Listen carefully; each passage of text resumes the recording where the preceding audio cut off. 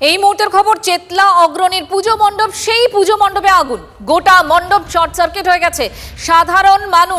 আপাতত সাধারণ মানুষের প্রবেশ নিষেধ করা হয়েছে। একদিনে কলকাতায় জোড়া অগ্নিকাণ্ডের ঘটনা ঘটলো। একদিকে আনোয়ার শাহ রোডের হোটেলের পর এবার পুজো মণ্ডপে আগুন, এবং পুজো মণ্ডপ চেতলা অগ্রণীর পুজো। দেখো, চেতলা অগ্রণীর যে মণ্ডপ যে সাজানো হয়েছে সেই উপকরণে কোথাও একটা আগুন লাগে, এবং যেটা উদ্যোক্তারা জানাচ্ছে সেই আগুন থেকে কোথাও ইলেকট্রিক তারে সেই আগুন ছোঁয়া লাগায় সেই গোটা মণ্ডপটি শর্ট সার্কিট হয়ে গিয়েছে।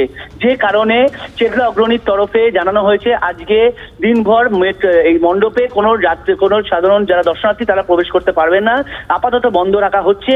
কারণ যে ঘটনা ঘটেছে তাতে যতক্ষণ না বিপদমুক্ত করা যাচ্ছে এবং গোটা মণ্ডপটি খতিয়ে দেখা হচ্ছে ততক্ষণ এই মণ্ডপে আপাতত সাধারণ দর্শনার্থীদের প্রবেশ নিষেধ। তবে উদ্যোক্তাদের তরফে নিশ্চিত করা হয়েছে মণ্ডপে তারা বিভিন্ন পরীক্ষা করা হয়েছে, সেখানে কোনো বিদ্যুতের কোনো সংযোগ বা বিদ্যুৎ নিয়ে কোনো চিন্তার বিষয় সেটা নেই।